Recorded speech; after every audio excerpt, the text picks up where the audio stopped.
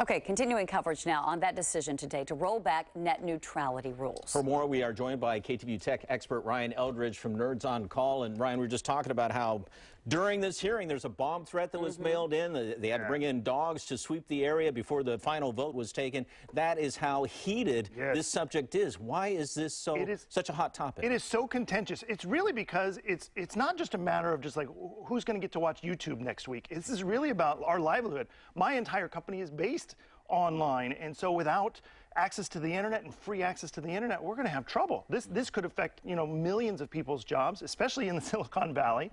The telecoms are essentially been given a free Christmas gift this year, because when you look at who's going to benefit from the repeal of net neutrality versus who isn't, it's clear that it's all going to be the telecoms. They're going to be making millions on this. You said that really this is sort of setting the stage for the internet and everyone who uses the internet to sort of become like cable subscribers, right? Exactly. And it gives them a lot more power to do things, to block access to certain things that they aren't happy with. And I'll give you an example. In Morocco, just earlier this year, the telecoms band together, and they said that they were going to start blocking sites like Skype and different telecoms type services on the web because it competed with them. Now, granted, here we've got the U.S. Justice Department and the FTC to kind of protect us from that kind of heavy-handed, brazen, I'm going to take over the world kind of thing.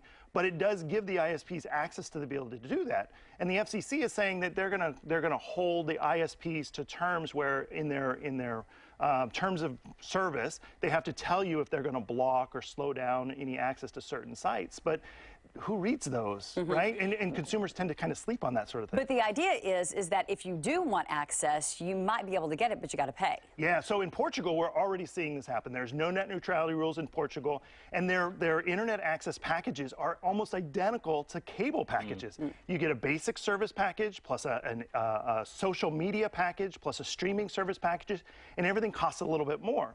And in the first few months, we're not going to see a whole lot. Likely is going to happen is the ISPs are going to kind of, try to keep it calm, and then they're slowly going to start extorting the bigger companies like Facebook and Google and Netflix for a fast lane type service.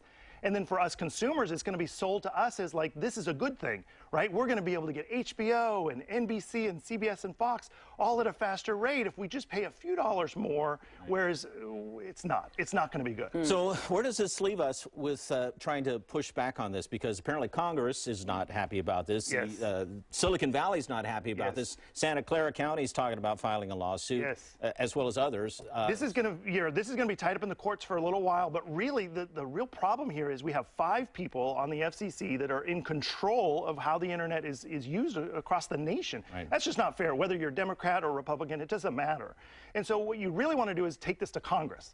There's a little bit of a problem here is all of the telecoms have been paying with their super PACs over $532 million to get net neutrality repealed.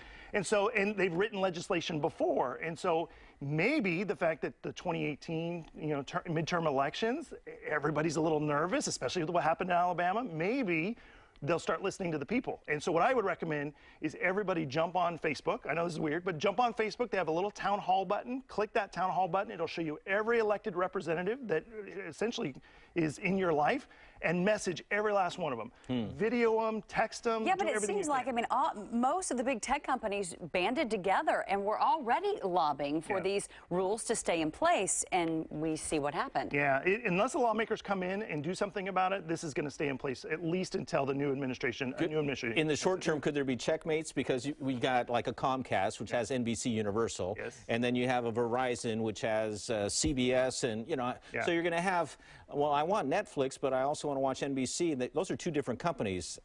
I mean, nobody's going to want to pay premium for all of those different services. No, but it's just like right now in cable, right? Like sometimes you'll see all of a sudden, well, you're not going to be able to see ESPN for a few days because we're worried we're renegotiating our contract with ESPN. That's going to kind of happen online, and it's going to be terrible. But in the more distant future, what will likely happen is the bigger tech companies that literally make their living online will band together and create an alternative service. We've already seen it happen in cable. We all hate cable. It is terrible.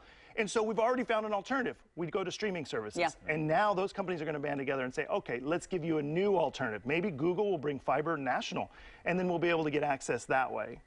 Okay. We can only hope. All right, Ryan Eldridge, thanks so much. Appreciate it. You're welcome.